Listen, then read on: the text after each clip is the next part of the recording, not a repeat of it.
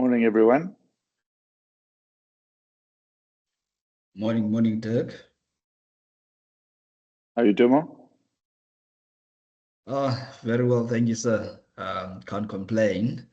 Good. But the only thing is that I just lost my phone over the weekend. I think I dropped it as I was getting out of the car. So Okay. yeah, still working on a replacement for that. Otherwise, how are you doing? No, all good, thank you. Yeah. Awesome. Morning, everyone. Mornings, is it? Morning. Hi, Dom. How's Cape Town? Yeah, seem to have summer on its way. It's been teasing us for Okay. the last while, but Cool.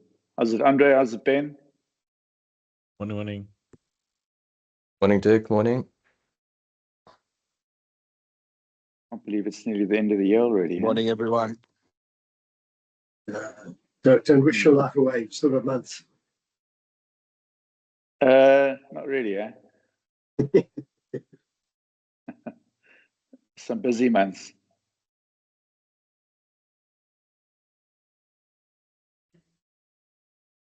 Okay, everyone's arriving, which is great. Morning, Tim. Morning. Good to see you. Yeah, morning. How's it, Barry, Morning, everyone. Cherise? Brendan, a week to go for the big day. Oh, we're gonna have fun, Dirk. It's gonna be a good couple of days, man. Yeah, we will.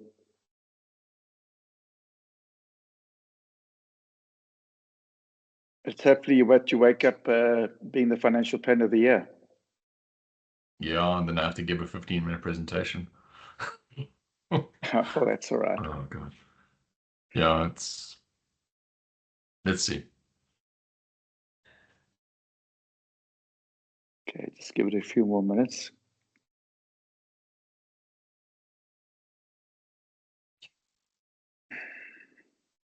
Morning, Brian. Morning. everyone. Okay. All right. Great to see so many people attending and with their cameras on. Good morning, everyone. Morning, Russ. Morning. Yeah, Russell. Morning, everybody. Morning. Morning. Okay. I think let's get started. Okay, guys. Yeah, thanks for all being here. It's been for me, it's been quite a interesting year, busy year. Lots has happened. By the way, morning, Jonathan. Jono. Morning. From the old Axis days. How's it? Nice to see you on this side of the fence. Hope it's going well. Thanks, Dirk. Thanks. Great.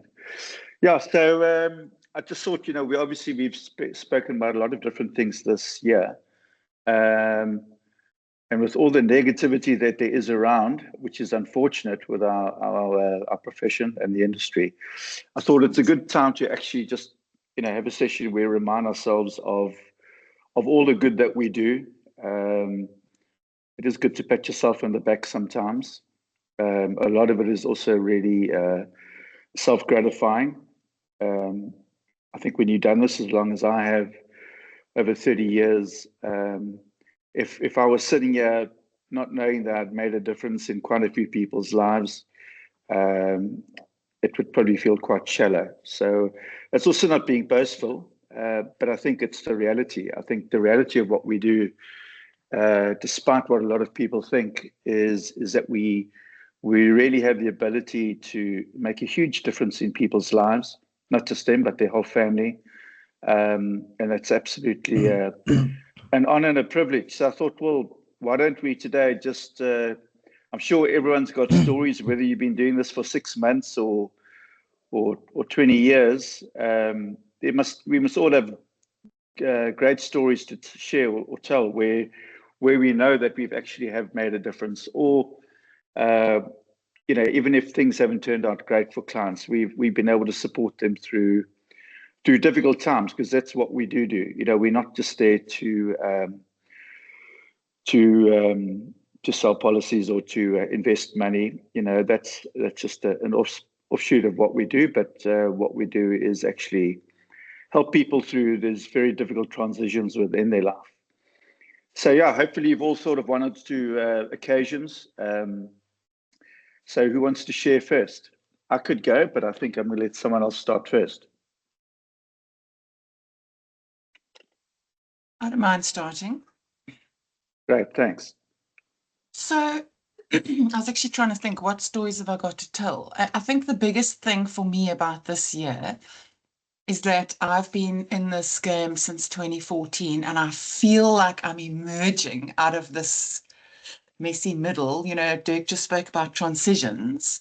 So there's this whole area that you go through where you're figuring out things, it's a bit of chaos. It's what are the possibilities, some great stuff. It's lots of learning. I'm a learner, so I'm always jamming my brain with stuff and then applying it, chopping, changing. Is this going to work? Let's try this in the business. 2 weeks later, okay, can that? Let's move on to the next thing.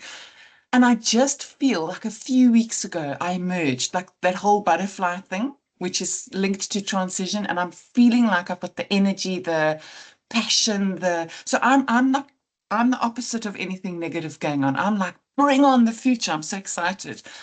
I've also I've worked with a lot of people, and I've brought my sort of transition work in. Not that they're necessarily in major transitions, but I've had a lot of clients show such positive feedback, and I should say give positive feedback around the fact that they're feeling heard. A couple of them have said, wow, I feel like I've been for a therapy session, and I'm amazing. Kind of wrap up of a whole lot of learning, a whole lot of uncertainty, a whole lot of development, and it feels it feels really good. For once, I'm not shattered all the time, and I've got ideas, and I can think clearly, and I've got some strategic thinking going on. So yeah, I hope that's a positive story for you all. No, it is, because I think it can take a long time to feel comfortable in what we do. And yeah, having done it for a long time, I've witnessed a whole lot of change that the industry has been through, and it is an industry. Those of us who are qualified are professionals. There's been so much, and even that is one big thing. Which when I started out, there were very few CFPs, because it's always been really hard. But I think it is, and I think we mustn't lose sight of that. I'm actually trying to pen an article because I just think, on that, Cindy, I think there's often disrespect shown to the history of the industry and of the profession. We look back and we think people who did things a certain way in the past, that they weren't good advisors, or they weren't honest even. It's eluded and that kind of thing. And I think we've got to be very careful, because I think if we look 10 years ahead, I've got absolutely no doubt what we do is going to look even more different to what we do today. Some of the basics will be there for sure, but it will look different. And I just, again, it comes around to this theme where instead of positivity around what we do, I see a lot of negativity, which doesn't really resonate with me, because this group, for instance, is all about support. It's not about judgment. It's about helping people. We've got people here who play different roles in the industry, and people who are at different levels of development. And the fact that we've got Brendan in the room, who could be Financial Planner of the Year next year. Shit, that makes me really proud. It's cool, and we've got people like Alex and Russell, and Simon's not here today, but that have been here from day one, that are, that haven't left the group, that are still giving back. And then guys like Jono, who's just joined, who's from the asset management world, who's here because obviously he thinks he can learn from other people. And I know that probably comes out of the old the Axis whole mentality. So yeah, thanks Cindy for that. I think it's a great way to start off, is by promoting that positivity. Anyone else got something that they'd like to, any great experience that they'd like to share?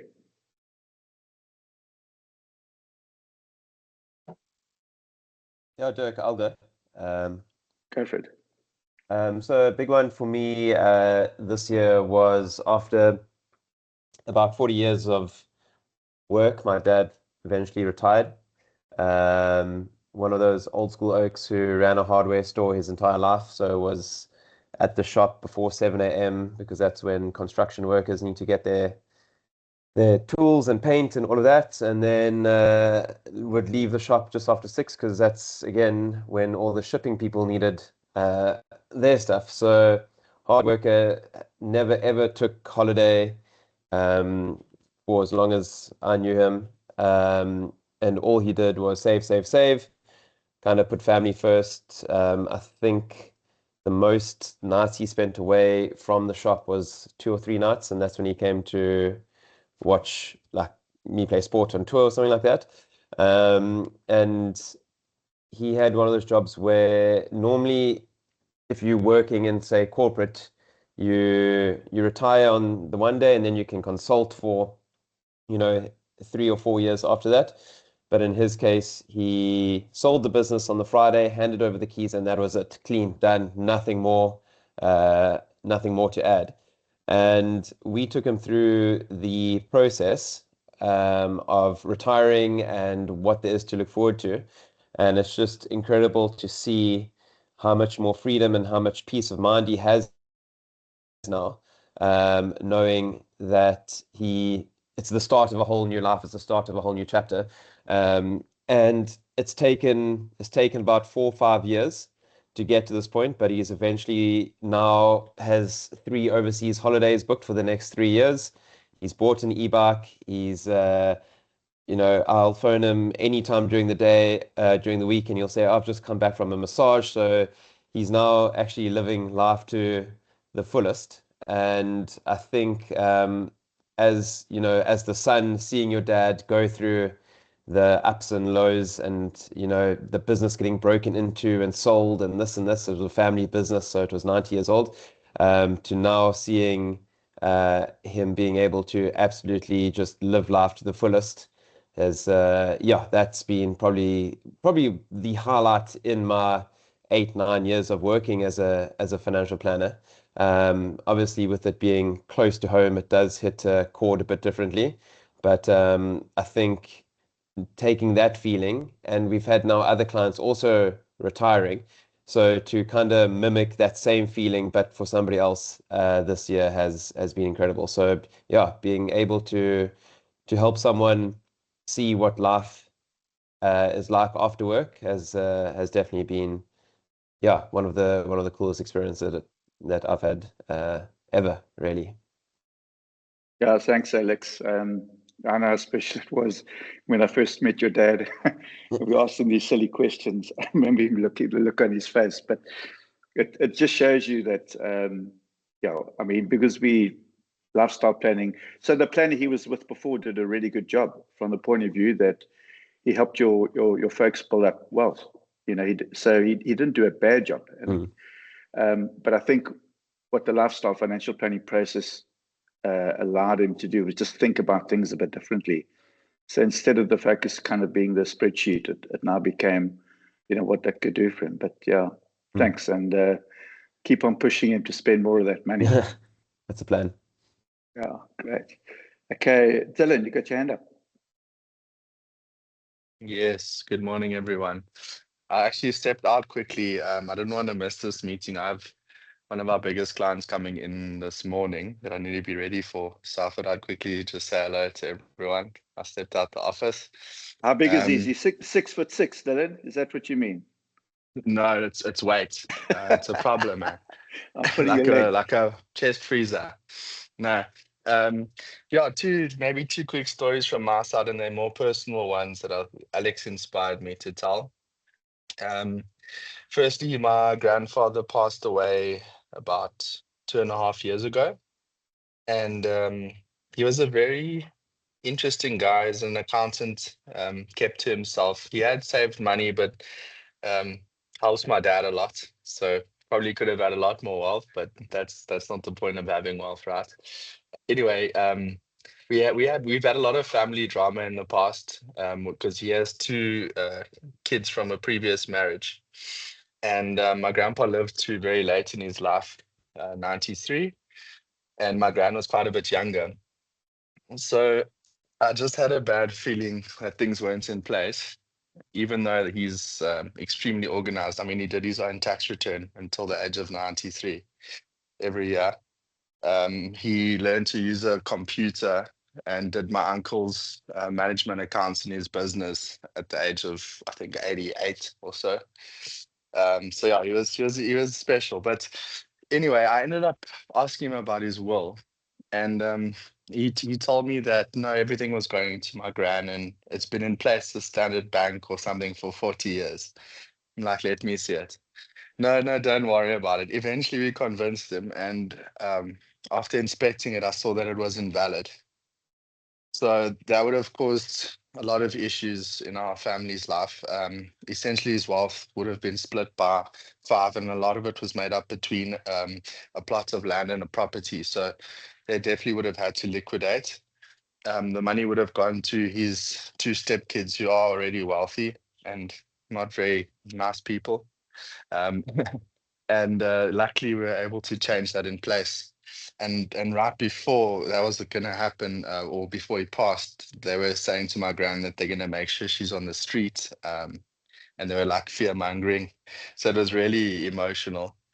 But we ended up changing the will. They didn't know about it. They were very nice at the funeral. I think they thought they were getting a check. And afterwards, they asked me for the will because they found out that I redrafted it to their horror, and they were not included, and it was valid. The estate's almost wound up now, but because of this, my gran is comfortable, and I mean, she can live the rest of her life in dignity.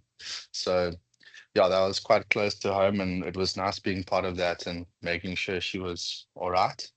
And then the other one was a quick one. My best friend in Joburg, yeah, he's doing extremely well, him and his business partner, but they are serial spenders. I didn't think I'd ever be able to convince them to save money. Yeah, and they've done unbelievably well this year and have calmed down a little bit.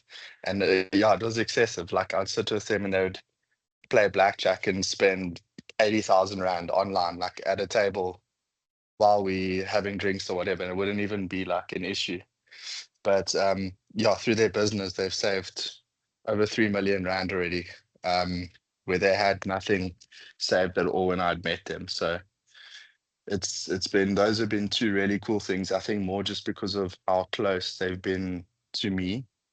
And I think sometimes as an advisor, it's easy to help clients that you meet randomly. They don't know you, but it's more challenging to address things close to home. So those were very satisfying. And yeah, maybe to other people starting out, maybe similar to Cindy, it's been a great year for me. I don't think we often get to say that, and I'm very harsh on myself, but yeah, it's been a great year, and I feel like I found my feet in our awesome industry, and yeah, just grateful to have the privilege of being an advisor.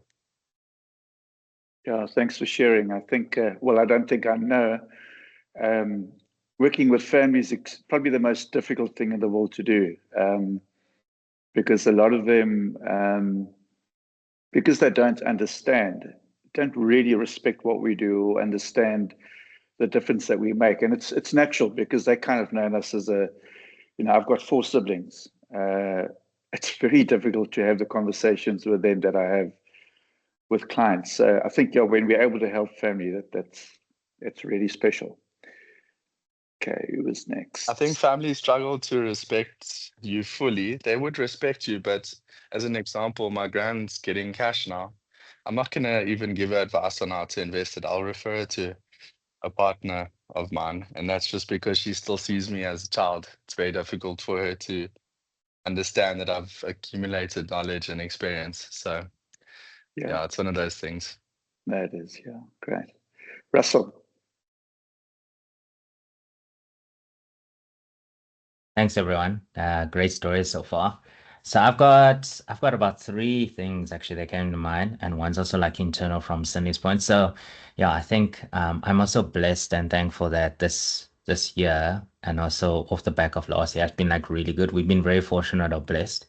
I think from a client perspective, we've had like some really big wins with clients this year, both with small and big clients.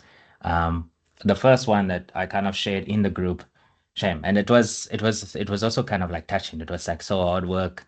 Is I helped a lady that had been working in the government for like over 20 or about over 15 years retire, and she really had like a really bad situation. She was the type of person that basically put everyone else first before her, so she lived bare minimum and all that, and she had all these and she was going to push herself to 65, but like her health was like deteriorating, and she lost her husband like 5 years ago, which I helped her through.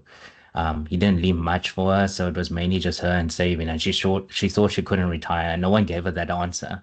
So it was like with her, we had planned it, and I had managed her expectations. I said like let's do what we can, because she had really gotten bad advice or the wrong type of products before. And let's try and see how far we can get.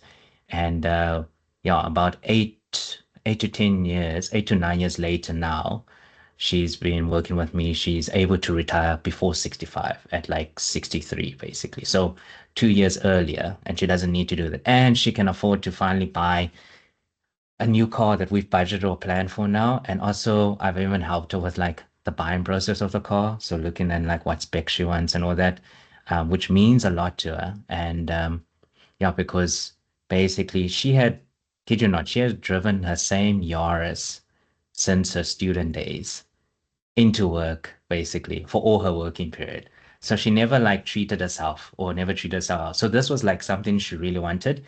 And it was so nice to say, like, from a lifestyle planning point of view, and put it into the plan of like, you can buy this car cash because she also doesn't like debt, and you'll still be fine for the next like 30 odd years, basically, in terms of retirement. Out of that whole experience, she also has been, we got a lot of good business. We got like a whole family came to me eventually as well as referrals. So it was also good business wise. So that was the one that was really fulfilling and rewarding, especially from my younger years when I was still at Mutual, of like all the late nights. And I used to drive out and see her in Utenake and all that as well before she moved down to like PE. So that was like really rewarding. Secondly, I think too, um, the previous like person that mentioned now, his story as well. I think we also had a client where it wasn't family, but a good client of mine that had been with me since my first year at Mutual. Shame, he passed away on the 1st of October. And even though it was quite sad, he was one of the early clients that gave me a chance, and he tested with me 50,000 Rand at first. And he was like, he's an ultra wealthy Chinese person in the community. And over the years, I think similar to, was it Dan or what's his name now, that mentioned shared his story earlier.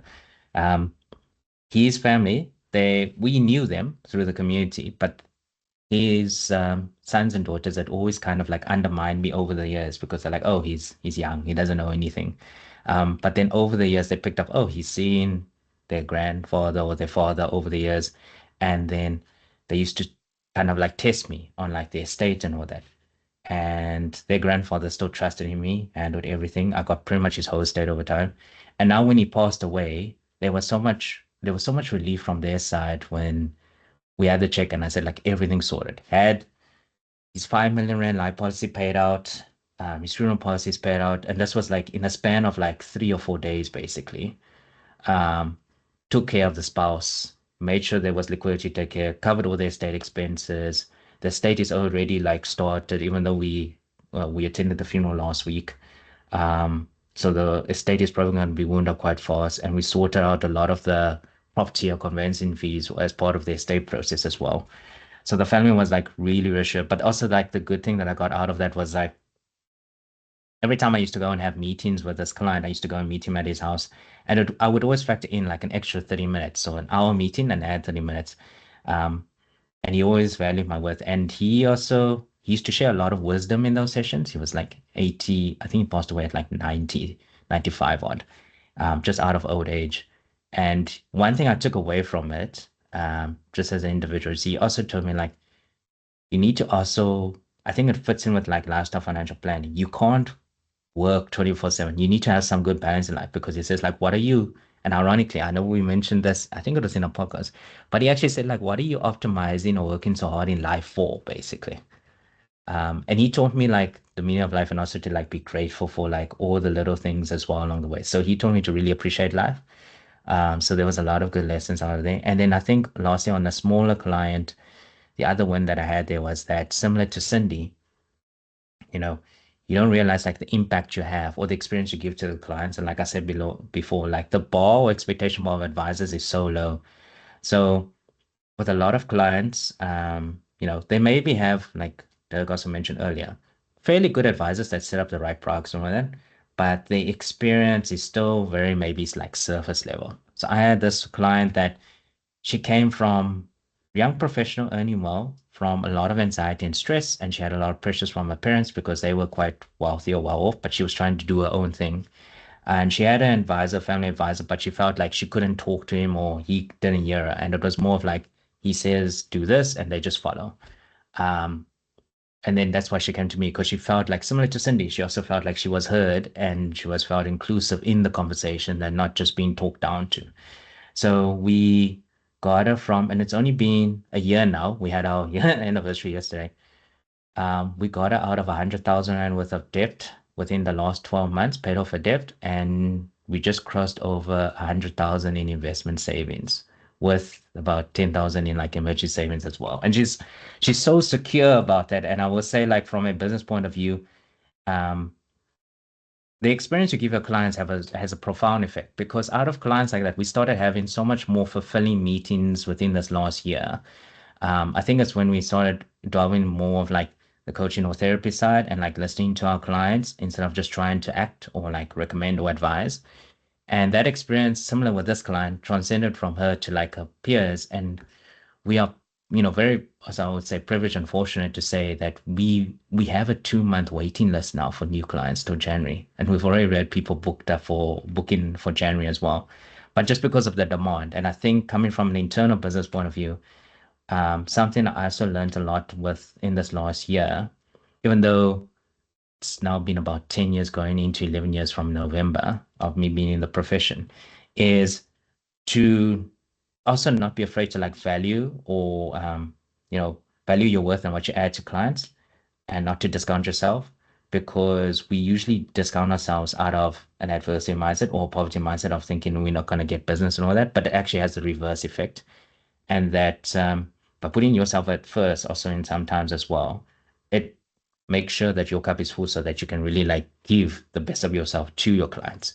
And that transcends into the experience, which also can attract more business from clients, and also more referrals, because they have a better experience. So yeah, from a business point of view, we've had a really good year.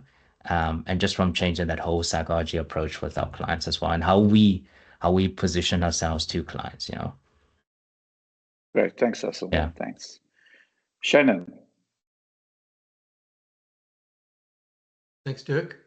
Just want to share something that has recently happened, and it was a bit of a curveball that hit me. It was unexpected. Unlike Cindy, I've been in this industry for 25 years, and I've got a bit complacent with it and a bit relaxed with it, a bit bored. I love interacting with clients. The admin's driving me insane. I'm not inspired. And that's one of the reasons why I really value this group. It helps fire me up a bit, and just gets a little bit of a spark going in me again. And this complacency has manifested itself in something that just happened to me recently. I've got a long-standing client. He's been with me since my first year in the industry. So he's been with me for 25 years. Him and his wife have just turned 50, and we've had a really, really successful journey to date, to the extent that we've now got him to a point where at the age of 50, he is now financially free, and he can now stop working. Him and his wife both have got successful businesses, and we've always planned for their retirement at age 55. But because everything has just been so successful, and it's been, we've had rough patches over the years. I've helped his family out with their financial planning, with deaths that happened, and there was family politics and all that. But we've worked through rough patches, and we've really, really had a lot of smooth sailing. One thing I work with in terms of the way I work with clients is we implement investment strategies and we apply and leave. Unless something changes in their lives that causes us to have to change the underlying portfolios that we use, we don't touch them. I don't do switching, that kind of thing. And his journey has really been a great one. And he's been almost, him and his wife have been almost the perfect clients. We've got his kids through varsity, they're off qualified. It's really been this success story. And, so you kind of take your foot off the gas and you don't perhaps give the client the attention that you should be giving. And this I'm finding out now with hindsight. Because a couple of weeks ago, out of the blue, I got an email from him saying that everything's going so well and where they are in their life, he's decided to turn off the financial planning advice fee and he's going to handle it himself from now on. And that was really like a cold slap in the face for me because we've done everything so well. And, it's really caused me to now take a step back and look at me, look at my practice and what I should be doing and in terms of conveying the value that we add. So here's something that's come out of left field, didn't see it coming, been a great client, but all of a sudden this has happened. So it's just something that I thought I'd share with you guys. I'm still trying to digest it. I'm still trying to figure out how to approach it. But yeah. Shannon, thanks. That's very personal. Thank you for sharing. I know what you're going through. It's horrible. And you're right. I think it is a case of sometimes we're not able to express the value that we've actually added and clients don't really understand it. And I think that the challenge with what we do is that the longer we're in this, it is easy to get complacent and that it's not lazy. It's just that,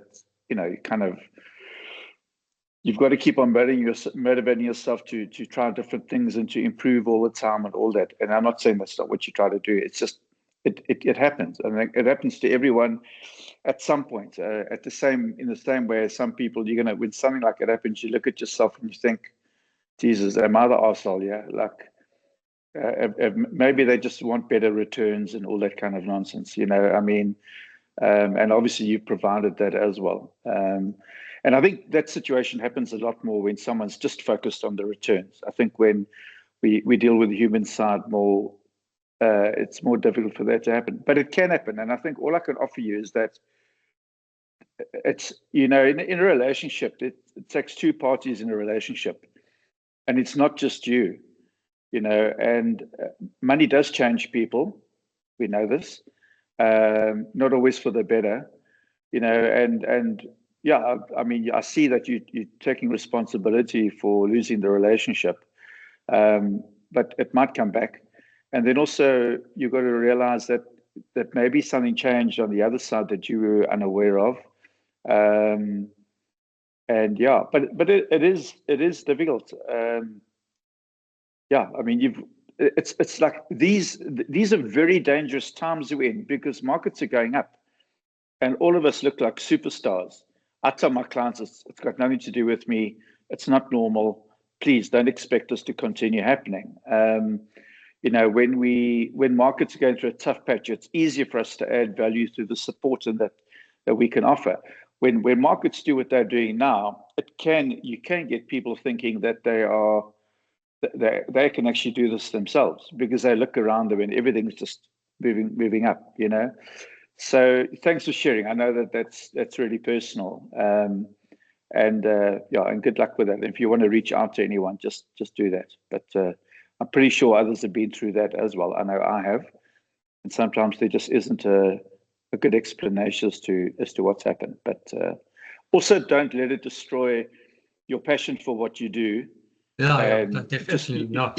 Just use it as motivation, and also don't question everything that you do. It's an outlier. You haven't had 5 clients do this. You've had one person do this. So, yeah. Yeah. Yeah. And, you know, for me, sometimes I think it was kind of a reminder that things were just going so well with the client and have been for so many years that, you know, as you say, Dirk, maybe something happened in his life that has caused this. And then you kind of ask yourself, well, should I have been in touch more? Should I have been, you know, got a bit complacent because things were going just so well, and you kind of step back. So yeah, it's difficult. I think the reality is we can always do more. I've got a situation now. 30-year friend recently passed away from cancer. Wasn't a great communicator. We've done everything we had to do. As auditors, we're meant to take care of like the legal stuff. Like, oh well, hasn't been done. And I've got a meeting later today with the family. It's not nice because you know, I had meetings with him the last few months trying to sort things out, and he was on the mend and everything. And then I got a call on Sunday morning, and I look at myself and I think I could have done more. You know, I could have insisted. Could have pushed harder. I could have insisted, and I've told our office now, you know, all our clients, I want to know who don't we have a will on record for, or a will that's older than 5 years, because you know, we drum this home all the time. It's what we do. Yet, you know, you get clients who are lazy, and you get clients who say, no, look, my auditor's done it, or my lawyer's done it, and their brother-in-law's a lawyer, so you think they've done it.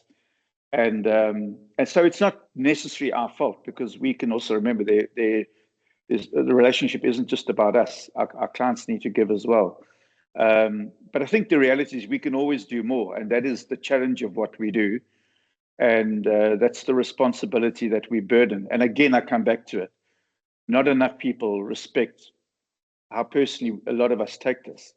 You know, we do take every client who goes through something like it is a member of the family, you know, and that's really, really hard, especially when things don't go according to plan, you know. On a similar thing, I've had clients also recently that have left us that I haven't slept that well for months, because as hard as I was trying to get them in and have the lifestyle meetings about we need to, you know, they've got plenty of money, really, by my standards, and they're never going to have a problem. But to trying to get them in to have a proper planning meeting, whereas to talk about their life and their future, where all they were focused on was a certain portfolio, which for logical reasons hadn't done well because of the set of Magnificent Seven or whatever. And after years of working, I didn't even get an email or a WhatsApp. I just got notification they were moving on. Now, in my gut, I knew that was going to happen. I didn't know how it was going to happen. And I can tell you when it happened, I opened a really good bottle of wine that night, made the fire burn a little bit longer. And yeah, these things happen. And I think what it teaches you is you've got to learn to trust your gut, both when things are going well and they're not going well. Like that kind of client that you described now, where things are going well and you're thinking like, well, I've got some of those. And I was driving into Peter and I'm thinking, I'm actually going to get hold of them, go have coffee with them and just say, listen, what can I do for you? What do you need me to do now? Like, you've got enough money and I'm feeling like I'm trying to refresh this relationship all the time, but I want to hear from you. Like, at the risk of them saying, well, I actually don't think you can add any more value. I don't believe that would be correct. But I'm thinking I would rather do that than have this uneasiness sitting inside me that I feel that, you know, when I'm lying in bed at night or on a weekend when I'm riding my bike or playing golf, I'm thinking like, geez, I'm just not, this doesn't sit well with me. So I think we've got to learn to trust our gut as well. Yeah, anyone get any more stories? I've got one or two, but anyone else have? Carlos. Hi, thanks, Dirk. Hello, everybody. Just take my hand off. Yeah, so one story that stood out for me was sort of a combination of taking accountability and responsibility as a financial advisor, but then also fighting for a client that was placed in a position due to the funding from the USA being stopped. When Trump called for that, the US aid. He worked for a nonprofit. And yeah, it wasn't long, and a lot of the guys received letters just saying like the next month, basically, you'll receive your salary and it's basically done. And so he reached out to me, being proactive, because he had a BrightRock policy with me, and the policy had the retrenchment benefits. That's what I recalled, and this was a retrenchment, and this was his first property he bought, and yeah, he was a few months away from losing the property because he just could not afford it until he acquired new employment.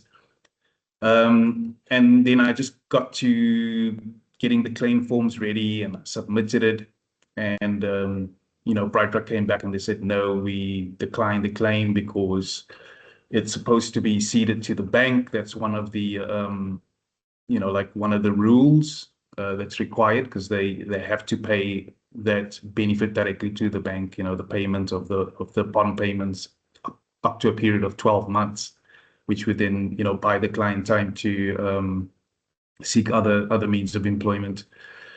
And I wasn't happy with that, so I just started looking at my paper trail on my side to see where this goes wrong, because all of my clients that have that benefit has been ceded. And but in the meanwhile, I appealed again, and they said no, they'll escalate it to Exco, which they did, and they came back. It was negative again. And then I put together the paper trail and just highlighted to them that the BC at the time knew exactly what it was. I was changing the client over from a different policy to this one because it just had more value. The other one didn't have a guarantee period for the premium, so the premium could go up in the next 30 days if need be. So there were none of those safety things in place that I highlighted to the client, and he was happy to change over. And when I started putting the paper trail together, I realized they had a hand in this here, in that the BC knew exactly what was taking the policy for, and never made a concerted effort to reach out and say, hey, I see you taking this retrenchment benefit, and it's specifically for the property that the clients purchased. So there was no record of that type of communication. And then I put that case together and I forwarded it to them as well. I said, listen, here's the paper trail. You guys are not taking any responsibility of all. And as you can see in my discussions with your BC that I was working with at the time, there was a neglect on his side, and it was fairly new that time. I think that time they were still training and, teaching us how to make sure that benefit will work to that benefit will work to the benefit of the client. And for the third time, they came back again, and they were like, no, unfortunately, we can't set a precedent here, and we're going to have to stick to our rules.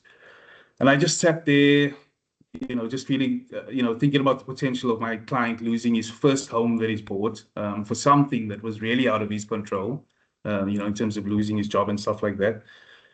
And I just said, okay, well, in the 18 years that I've practiced, I have never needed to use my professional indemnity cover, because I'm pretty sharp when it comes to like the administrative side and documenting things for my clients and so on. I've never had issues in that area. And I had to just make a sober decision. I said, well, this is going to be that moment. I'm going to, speak to our legal department and just ask them to begin the complaints process and eventually, put a claim against my professional indemnity. So before they done that, they then asked me for all the information, and obviously I'd gathered it before in my discussions directly with BrightRock. I sent it to our legal team. They're quite a sharp bunch. They started analyzing it and all of that, and they found so many loopholes there that they advised me how to reply back to BrightRock, which I did. Stating that actually this thing can happen, and if and they are open to what do you call it when they deliberate, like they're willing to have a legal process with an independent, somebody that sits in the middle independently and judges the matter. They're willing to go that route, and I sent that through for them. Long story short, they realized that these guys did see the loophole and they acknowledged it. And yeah, then they eventually came back to me and said, no, we will do it. It'll be ex gratia, but send the claim forms anyway. And yeah, a couple of months ago, we got the good news that, all was set up and they were able then to pay to the client. Yeah, so there was such a amazing feeling. And, obviously CCing the client into all the correspondence as well. So he's kept in the loop as well. And just to have that conversation at the end with the client where he was like, I've never ever experienced this type of thing. You really went out of your way. And I'm so thankful that I've got a fighting chance. I've got 12 months now to keep my home while I look for other work. Yeah, so that was super cool. Yeah, it just highlighted to me again that there's this element of accountability and responsibility. And just to remind even our service providers that without us, their businesses would not exist. But more importantly, without our clients, none of us would exist here as well.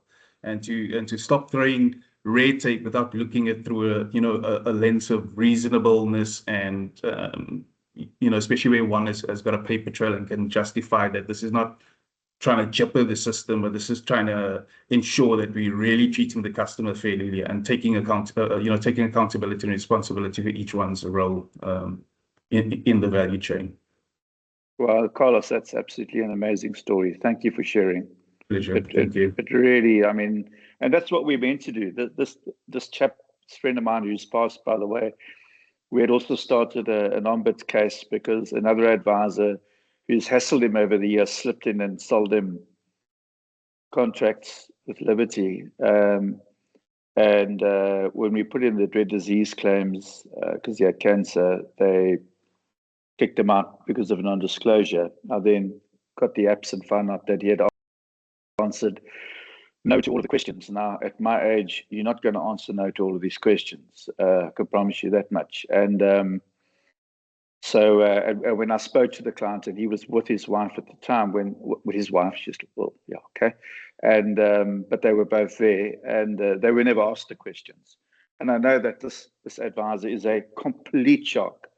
So now we're sitting with a situation where so we had to wait out the 6-week process and then submit it to the ombud. I was waiting for him to return the signed application so I could submit it, and then he passed. But now we've got to start the process again with the executor, which we will do. And I could leave it, but like you say, it's the right thing to do, because at the end of the day, at the end of those premiums, there's a family that is relying on that for the rest of their lives. June.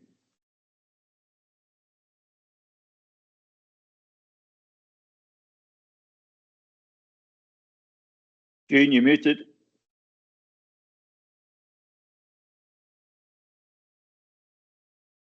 Sorry, I lost my thingy for a second there. I don't know what happened, but in any case, thanks, Dirk. Yeah, I thought there's a lot of feel-good stories, but I'm going to share the one, and you also feature in it, Dirk, so I hope it's okay. So this year, we designed and kind of rolled out an end-client workshop, Navigating Retirement. So for me, that was quite a highlight, just because we deal a lot with financial planning and, putting together plans and take planners through processes, like the 6-step financial planning process, but like kind of a stepped approach. So this end-client workshop really focuses on making clients aware of this big transition in their lives. What does it actually entail? Are they aware of the percentage of time that they actually spend their life with work-related activities? And if you now think of that transition into retirement, you now need to fill that percentage with something else that's meaningful and purposeful. So that is what the whole workshop was built upon. So it really slots into lifestyle financial planning. And we did this for Dirk's clients. And I think we had 10 clients in that group. And it's such a lovely way to create a community for clients that's almost like on the same page in their life journey. And we had different types of clients there. So some of them, they're business owners. They would never really kind of stop working, but they might feel like they want to slow down. There were people already in retirement, and there were people then close to retirement. And we shared, like, this whole workshop was kind of designed on William Bridges' book, Transitions. And he shares this model in terms of there's an ending zone and there's a neutral zone and then there's a new beginning zone. So we shared all of this with the clients, making them aware, and then we do activities in terms of, you know, skills that they have, maybe something that they've done in the past that they enjoyed, that they forgot that they had. We do a values activity, because what's important and meaningful to you. So anything else that you now decide you want to plug that gap that you have with, is it going to be meaningful and purposeful? You know, are you building it onto the values that you hold dear to yourself? So we kind of look at past transitions, so a lot of things. But what I found so meaningful is how clients opened up, how one of the clients actually shared, like he really, really struggled with that transition and making that decision. So he had a big business, sold his business, and all the people that worked for him, he saw like family. So it was almost like now just saying goodbye to family, that part of my life is over and I need to move on. So he really struggled. And I think the story that he told was also that he saw a psychologist to just help him with this transition. And he could actually relate to the models that we used. So, you know, in terms of what is ending, what do I need to let go of, you know, what is it that I need to kind of move, you know, into this next phase of my life.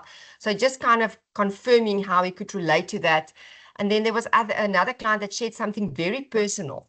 But then we had another, I think, like 2 weeks ago, we had another meeting with, and one of these clients that was there actually spoke to me, and he said he already stepped back. Like he wanted to slow down.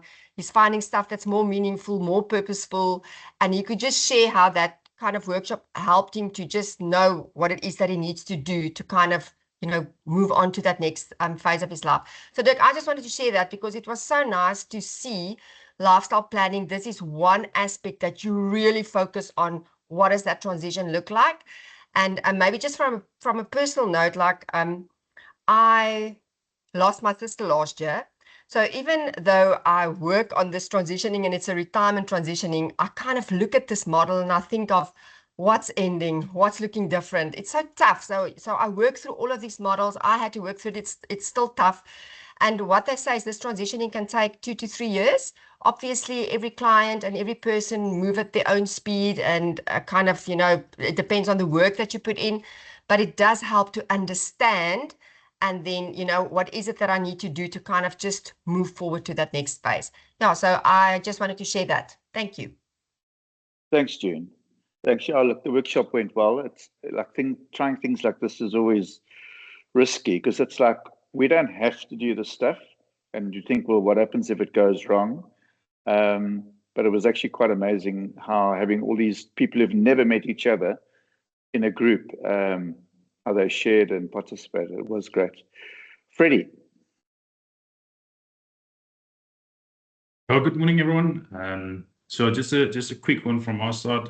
Had a bit of a bad week last week with some clients in terms of your clients getting sick, and but the awesome thing for me is that I just want to share, which I've found about this industry for me is so rewarding. Is you know, in the past month we had three rare disease claims paid out for clients for cancer, and just on Friday I had a meeting with a client, yeah, or family, the young female. She's like 35 years old, and she's diagnosed with a certain muscle condition. You know, it's like double jointed, and she's a physio. And yeah, long story short, she is actually declared now disabled because of her occupation.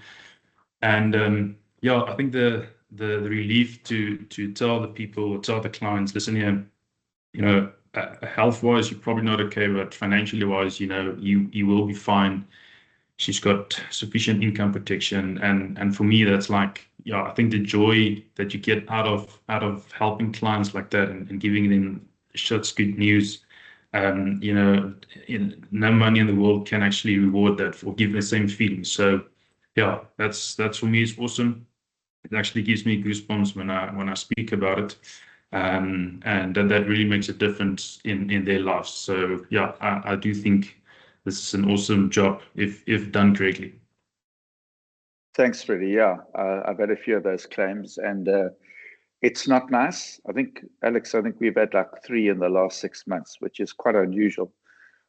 Unfortunately, this cancer thing is all over the place. But yeah, it just makes you realize, again, like if we hadn't intervened in these people's lives, things could be extremely different. I want to share, I've got a client that years and years ago I dealt with her husband. He was attorney in a big law firm, local law firm, and he went off and did his own thing. We had put buy and sell in place for the company. So when he left, I convinced him to keep the cover. And in fact, he had a much younger wife and a very young daughter. And the wife hadn't worked ever. Anyway, so we kept the cover in place and did a review, got him to add a bit more cover because, private schooling and all that. And then the following year again, we needed to, as he had got himself going and his little business was running nicely. And anyway, so we tried to implement more cover in place, and basically he got declined. And so I got on the horn and chat all over the underwriters, and basically they said to me, look, you need to go see his doctor. Long story short, he had cancer. He had no idea, so he was diagnosed through medical application. I'd never met his wife. I mean, this was many years ago, and almost 20 years ago. And so eventually I went to his office, met his wife, and I mean, he was, the kind of, it sounds terrible, but the problem was that the benefit that he had, so he had investment as well, but it did pay out in advance as well. And as anyone who's dealt with this or knows anyone who's dealing with it, in cancer, when kind of you've exhausted all the traditional avenues, you start looking at other treatments. And generally that treatment isn't covered by medical aid, and it's really expensive because it's experimentary to a certain level. And basically it equals hope. So you can never judge anyone for doing this. But, as an advisor, I'm sitting there and I'm thinking, like, she's never worked. The more of this money we're using, if he doesn't make it, the less money there's going to be less. And I mean, look, that's just, I remember going through that. You can't not think that because you are thinking ahead for the family. Anyway, he eventually passed, and I had met the wife, and I had to sit down with her. And with respect, she had not great financial acumen because that'd never been her role in the family. She had always kind of been taken care of, and she had done a great job within what her responsibilities were within the family. But and I remember sitting down with a budget and trying to, doing a budget, and then taking it to the bank because she didn't know how to do banking and doing all of that stuff. Anyway, we're sitting here many years down the line, and I can actually tell you because I did have a look at this. And so let me just have a look. When did this start? But I want to, because there's two sides to this. The one side is the personal side that we've done to look after her. Since it's 2009, so 2008. So we're talking 16 years. And, with a young daughter who has subsequently been to Stellenbosch, got qualified, now living in Cape Town. She was, when we look at the money that was invested, so when he passed away, money paid out, and he had some investment, was about 6 million rand. Okay. So the most important part is that she is now one of our best clients, gives her budget. She sends it to me before I ask for it. She cuts when she can. If there's an expense that's disappeared, she lets me know when we reduce what we're paying her. And she's going to be absolutely fine for the rest of her life. We've also then taught her daughter to start saving and doing her own thing as well. So, the advice that we've given is now it's moved on to another generation, and it's going to provide security for them as well. But there was about 6 million rand that we had to deal with this 40-something-year-old woman to basically look after for the rest of the life. To date, she's drawn nearly 7.5. and the terminal value is sitting at almost 6.5. Okay, and that was with taking fees through that whole period and investing in, kind of your CPR plus 4 to 6 type of portfolios. Because I'm mentioning that because, again, there's so much negativity. We're all shooting each other about this or that, or this fund's better and all that. If you go for something that's like kind of just well diversified or whatever, and you help people with budgeting, and you do proper cash flow planning, and you be firm when you have to be, and you say, look, you can't buy that car now. We've got to wait a little bit. And when you do, you can only get that kind of car. When we do that work, which is kind of really hard, because it's much easier dealing with people who've got more money than they need. Dealing with people who don't have enough, you've got to help them be accountable. And I look at that as a success story. And I mean, that is like one of the proudest things that I've done, because I know what I've done for that old family. And when that lawyer brought me into his boardroom and introduced me to his wife, he was basically handing her over to me.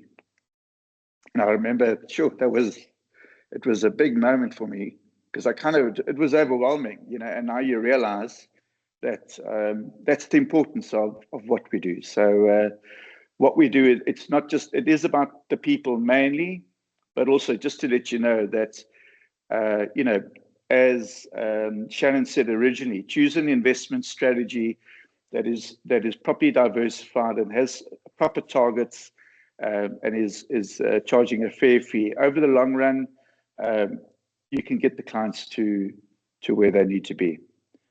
Okay, who else has got? Shannon, you got your hand up again. Yeah, Dirk, just to comment on what you've just shared with us now, and something that sometimes I've struggled with clients. You turn around and you say to her, you can't buy this car now, that kind of thing, where you holding back and controlling the expenditure through her best interest.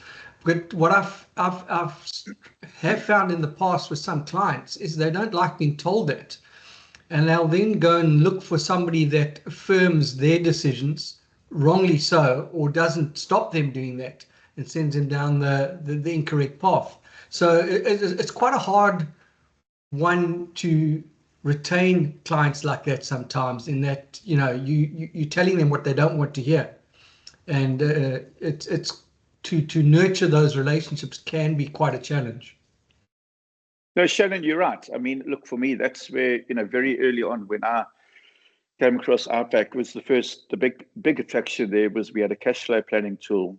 As simplistic as it was, it worked, and it still works. And I still maintain that if you're not doing cash flow planning, I'm really not sure how you're able to do, proper lifestyle planning, because it allows you to build in, future expenses, unexpected expenses. You can build different scenarios. So, but yeah, despite that, you will still get some people who won't believe you, and who will think that they'll listen to somebody else, because someone else will use a rule of thumb or a far more simplistic solution. And very often those people, all they've done is look at the money. They haven't understood who the family is behind the person and what's unique about them, So it is, and also that's where we have to also be strong. We're not going to work with everybody. I live in St. Francis Bay. It's a very small village, lots of wealthy retirees. I don't look at everyone like they could be a client. People know what I do. If they want to speak to me, they come and speak to me.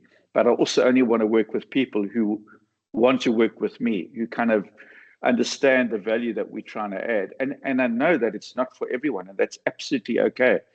But I think we've spoken before about self-care and avoiding self-harm. And that is one of the big things, is no matter, because we've spoken about big clients, and I joked about sizes, but we know a big client is generally a wealthy client, okay, in most people's books. And no matter how wealthy a client is, if at the beginning of the relationship you can sense that you're just not going to resonate and they don't understand what you're really trying to do for them, it's probably better to let them go, because it's going to hurt you down the line, where eventually that relationship ends. It's like it is a personal relationship, whether we like it or not. So if you, I mean, you can't buy flowers every day for the rest of your life. I mean, you probably could, but it's probably not going to solve the problem. So, if that's what your client's wanting from you, then you probably got to say, look, that's actually not what I want to provide. It's not what's sustainable for me.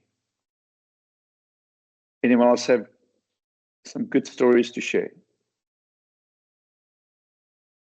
Brian Nickel, I'm going to pick on you. I'm sure you've got plenty. Okay. I'm not going to go into individual stories, but what I will say is that I kind of specialize in trying to help people understand if they have enough to give themselves permission to live the life they want, and then to potentially even call it a day now from working, or have the options to do that. So that's something we do, quite often with clients, and we have those kind of breakthroughs quite regularly. And it's so rewarding because of all the rubbish we have to put up with in running these businesses. It's probably one of the toughest, I would say probably one of the toughest businesses to run as an advice firm, because of it feels like you're pushing upstream. You keep going upstream. You've got regulations, you've got all sorts of changes and everything, and you kind of think sometimes like, geez, is this worth it? But then when you see the outcomes in clients' lives, and you see how it affects them personally, it's amazing for me, and I know Sharice as well. So we've had quite a few of those this year so far, and probably this week and next, the week thereafter, the week after next, we'll probably have a couple more, because we're doing life planning with clients, and I think it's going to be okay for them. So that's exciting. It's also nice to hear the stories from others as well. So because we kind of work alone sometimes, so you feel like you're living on an island, and so to share it is quite nice. It's good to hear that people are making massive changes in people's lives. And a couple of things I've heard that I just want to comment on. Quite a few of you talked about the claims experiences and getting people the payouts they need, for the cover they need. What seems to be the hook for people when it comes to finance is investing. Okay, so that's the sexy part of our industry, is investing. It's probably the part of the industry where we have like literally bugger all control over anything. The part we have control over is risk planning and estate planning. And from what I've heard on this call, is that where sometimes we beat ourselves up is if the risk and estate planning was not done properly because of the client was resistant or whatever, or we've seen other advisors work and we've inherited it, so to speak, and we saw how much of a shambles it was. And so the risk and estate planning is like so incredibly underrated. And it's not something people call themselves wealth managers or whatever the case may be, but that speaks to building investments. But the risk and estate planning is the most boring part, so to speak, but I think it's it's by far the most valuable part. We know that. And so earlier on, Dirk, you said, the wills, getting people's wills in place, because, you've had the experience now, and we learn from it. In our business, we have certain minimum requirements or threshold rules that each client must obey. And if they don't obey it and they don't want to understand why it's important, then we fire them. And we did this year, we fired a client who didn't want to listen to us. And when I say listen to us, it's like have a will, have medical aid, have cover, have insurances to cover your needs. If you don't want that, you're just not going to work with us, because I'm not going to stand there and preside over your grave with your crying family saying you should have, you would have, you could have. And so the rules we have in place, rules in the business or rules in life or whatever, are literally written in blood and tears. They're there for a reason. It's because we've learned. And so, we don't need to bend to the will of clients because we're afraid of losing them. I would rather not work with someone who's on their own highway to hell and they don't want us to help them. Then I'll just not work with them. My life's too short, and I've got a lot of other stress in my life. And so we generally want to partner with people that want to work the way we want to work. And so it's awesome that you guys are, like, everyone here is really focusing on that, because it's not the sexy part, and it's a grudge purchase until you need it. And then all of a sudden it's that saving grace. So I think that's awesome. I think it's amazing, because I was starting to wonder if advisors the country over, the world over, we're just purely focusing on investing because it seems to be what people talk about most. And then just the last point to pick up on what was mentioned earlier on, I know that the finfluencers and that have a lot of goes at us. The other day I was watching another video by Carla, and where she said, you don't need an advisor or whatever. But the reason people are listening to people like Carla and the people she gets traction is because she's actually in front of a camera saying something.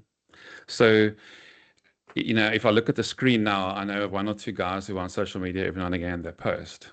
But people are dying to get content like that. So if she can say things that bring us down, you can say things that really help people, but you're also an advisor. So it comes with the gravitas. If you have a CFP behind your name or whatever the qualification is. So I would say, if you're struggling for content, look at what someone like her or any of the other influencers have posted and just correct it. And just release soon after her and just say, influencers say this. Not really. Yeah, invest with interactive brokers. Okay, do that if you completely hate your family. Because if you die, they're not getting that money. And then you can kind of talk about that. You can talk about estate planning. It's not sexy, but it's valuable. So I don't think we should be complaining. I think we should see it as an opportunity to get in front of a camera and to debunk these myths that are being spread around the industry. They don't know you, and you don't need to feel, none of you are doing anything wrong. So you don't need to feel sensitive about it. Rather just see it as an opportunity to get in front of a camera and produce content. The only reason she's popular is because people know about her. And I believe a lot of you here have the tools and the personality to be able to do that as well. Thanks, Brian. Yeah, I agree. I think, okay, well, there could be a video war then after that statement. But I know, obviously, I'm quite passionate about it. And one of the main reasons is because of this group. Because, again, I know people who are on this group, or when they came on this group, were very green and very new, lacked a lot of confidence. And so what do you do? I mean, in my day, I was at Southern Life. There was like 6 other oaks in the office, and they were all selling Pulla. So there were 1 or 2 decent guys. The other guys weren't bad. They were just trying to survive. The world that we live in today, you can go online and you can connect with anybody. I mean, you can, really, and all around the world, not just in South Africa. So we actually really, really spoiled at the moment. Someone coming to the industry now, there's never been so much free information around. Unfortunately, some of it isn't always positive. So that's why I've always said, kind of make sure you follow the right people. And, we call them knocks. The people who have never done what we do, but yet are telling us how to do it. They're not all bad. And some of those influencers are. The reason I'm so, I do get angry about it is because I love this profession, and I love the fact there's been people who've helped me, and in this group, everyone helps each other as well. And I really do believe that we need to support each other. And, we can sit here and be quiet, or we can say, yeah, I'm not very good in front of a video, but I saw something Carla put on the other day, and because now she's getting invited to talk at our conferences.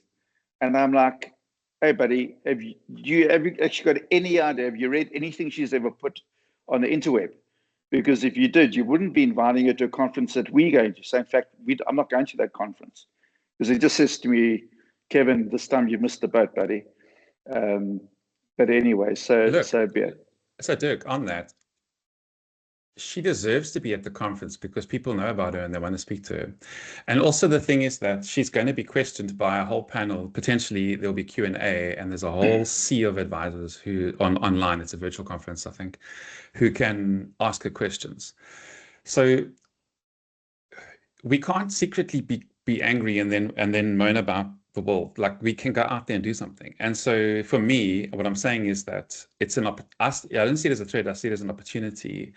If you, like, for instance, Peter and I have a podcast. It's not well watched because we're only dealing with people who know about money already, and we just speak about issues that our clients bring up. We've got 5 episodes. So far, we've got 5 leads, 3 confirmed clients, and it's rocket science. So the thing is that you know, to be out there, and if someone's giving you content, if someone's just every 2 days she posts something, I think, or something, I follow her. I follow her to see how the video looks. The content for me is useless, and a lot of it I roll my eyes. But to me, it's saying, you know what? Okay, she's just telling me what to speak about now. Let me speak about it, but I can correct it almost. I can give more technical. I can say, watch out for this. Yes, buy that US domiciled ETF, but then you're going to give 40% of it to the US government, you know, and that type of thing. So you can, like, it's quite easy. The content plan for the next 3 years for anyone who wants to do that is laid out. You can just kind of mirror it. So if you make a name for yourself, if you're out there, you will just get known. And often the emptiest can rattles the most. So, you know, she might not be giving tons of value, but she's there. And her name is Carla, and Afrikaans women identify with her. And so, you know, there's Afrikaans Brian, women and English women who can also be in front of a camera and say some things and maybe give better insights into how finance works. No, I get that. I completely get that. But I would express disappointment at the fact that people organizing a conference invite someone who, number one, isn't licensed to give advice, despite, you know, there are a lot of people who have online YouTube. So I get what you're saying, turn it into something positive, but also not everyone on this group, for instance, is comfortable sitting in front of a camera. And yes, that's a challenge. And some people maybe need to, other people don't. So it also depends, you know, where your market is and all that. Russell, I see you got your hand up. Right. Yeah, I've actually got, so I've got two sides of this. Firstly, I think to Brian's point, okay, firstly, on the one side where I understand like a lot of the frustration we have, and this also stems from when I was like in my young years as a financial planner. I think, I don't know about you guys, but I used to get annoyed and a bit offended when people used to send me like content they see on social media and then ask what, like, well, not people, but generally clients, they used to WhatsApp me or say like, why not we do this or something like this. And that when I was younger in the field, it used to offend me because I would generally think like, you know, have you not been listening in our conversations, our meetings? But then over time, I actually looked at it from a non-emotional point and say, okay, let's have a conversation about this. Since you are seeing this social media content about finance or money and you think you can do it, and let's have a discussion of like the pros and cons of it. And I think that's one outtake I've taken from a point of like, you know, you don't try and push back initially aggressively. You try and like, okay, let's have an unbiased conversation about it. And then it's also an opportunity for the client to actually see, oh, this is why you the qualified advisor or why I come to you for advice. I think also, so that's one point. I think also secondly with people like Carla, and I don't know if any of you know, but like, and she's still, I think she's more in the Black community, or African community, but the other fin influencer that used to be quite popular, and I think she is still, before Carla came along, was like that financial fitness bunny, Mashile, something, Nicolette Mashile. And a lot of advisors, a lot of us used to also be annoyed with her because like, I think the frustrating thing for us as advisors is like, these people are just, these fin influencers are just putting out information out there. And it's like they have no risk, basically. They can say whatever. Yes, they use the disclaimer of like, don't take this as advice, but they know potentially people are going to take it as advice. And then they have no risk, whatever. Whereas with us, our frustrating point is, oh, but what we have to say, we have to be very careful because now we basically could be giving advice. And true, so that's why we put a disclaimer and everything and ask for other clients to like have meetings with us. So I think that's the frustrating thing is that people are, fund influencers are giving information out there and they have no risk or liability for whatever happens to clients. Whereas we, being the good planners we are, we care and generally care about our clients. So we put so much more care into the information, education, and what we say to clients or put out there on our social media platform. Then to like Brian's point, I also understand that point of view. I think, and I was talking to Peter about this because a while back when I first got to know Peter, and he was like the YouTube financial planner. I actually reached out to him and we had a one-on-one session. I asked him for like advice or insight. And he said that the thing that he's learned from YouTube and like also now doing this podcast with Brian is that firstly, most of the audience or fair amount of people that watch Carla's content, and he's seen some of those people that comment on his stuff, are the people that just blatantly, and I think he shared on the WhatsApp group, blatantly just hate advisors. You know, they've obviously had a terrible experience And you will get those people that will never change whatsoever, no matter what you say, even if you do everything on the best. And even if you get to that point, I remember we spoke about it, me and him. We said those type of clientele you don't necessarily want, because they will want you to like do everything almost for close to nothing. So they really ain't advisors, and those are the people we don't need to be serving or helping. They can do their own financial advice or planning.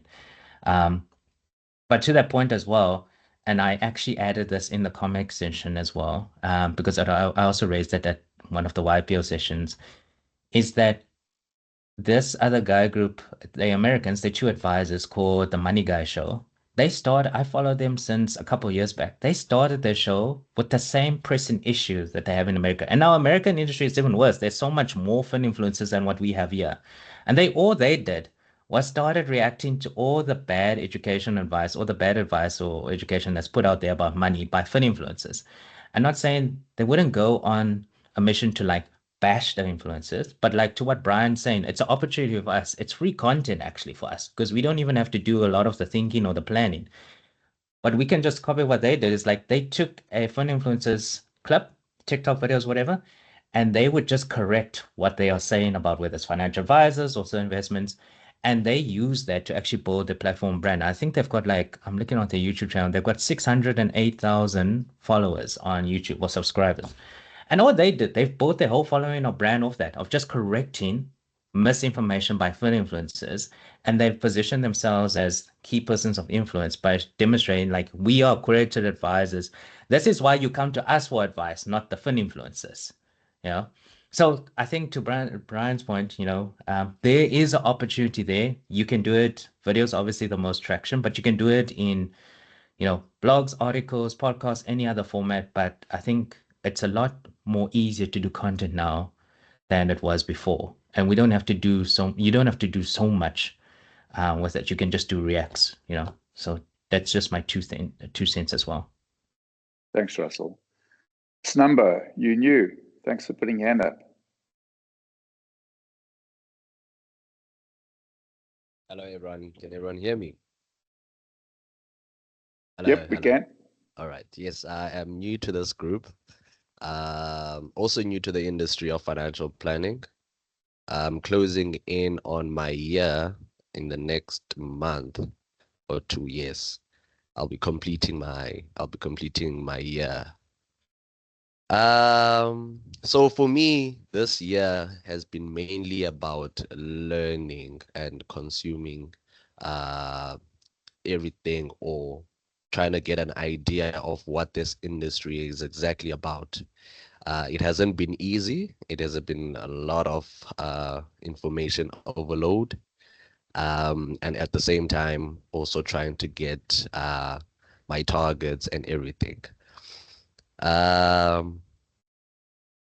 So yeah, I've had my ups, I've had my lows, but I've been welcoming everything as part of my learning process, learning journey.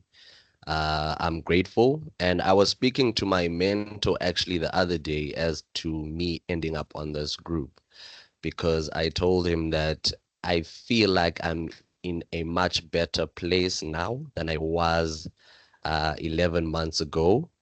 I've learned so much, and there are certain systems now that I would like to implement going into 2026.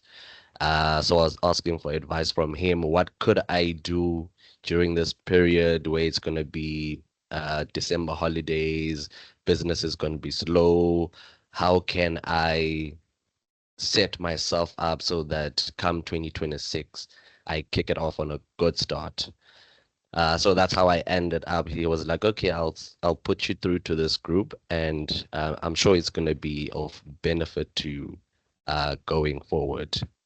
I've also have a story, a highlight from my year. There's a client, a close family client of mine. She resigned 5 years ago from her work. She took her money. She bought properties. She paid all of them up. She owes nothing to them. She bought cars.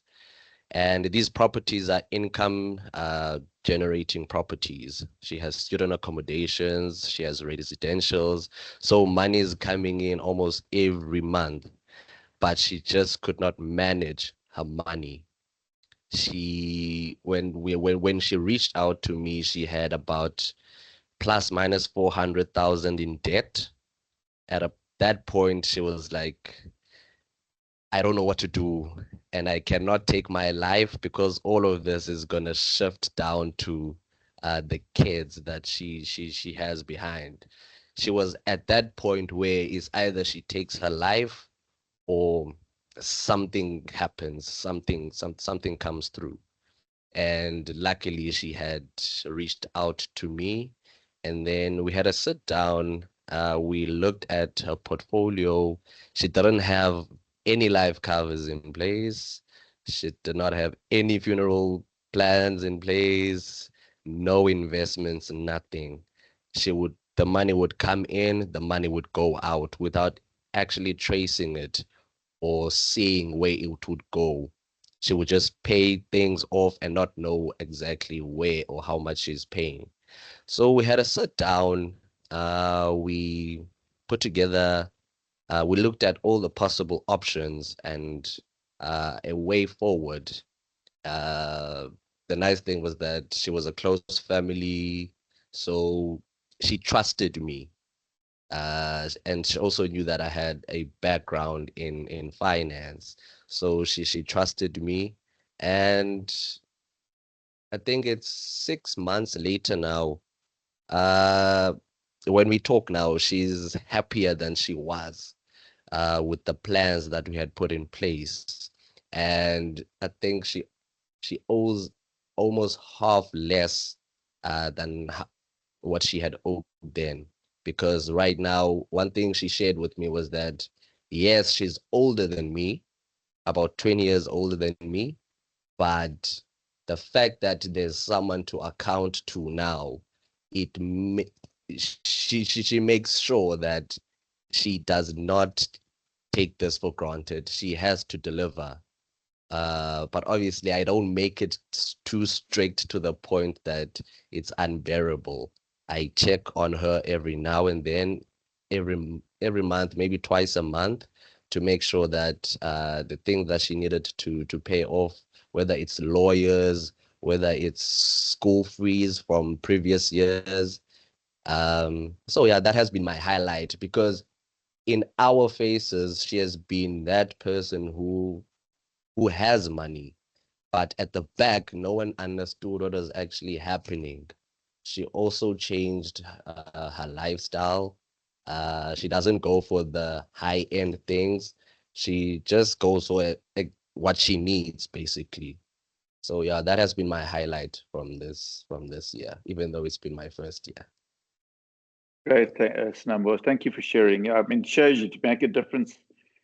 And you wouldn't have probably earned a lot from that lady, but you've got a great client there because she listens to you, and you've got her to change within a year. I mean, you've got her to change lifestyle and take accountability, which is fantastic.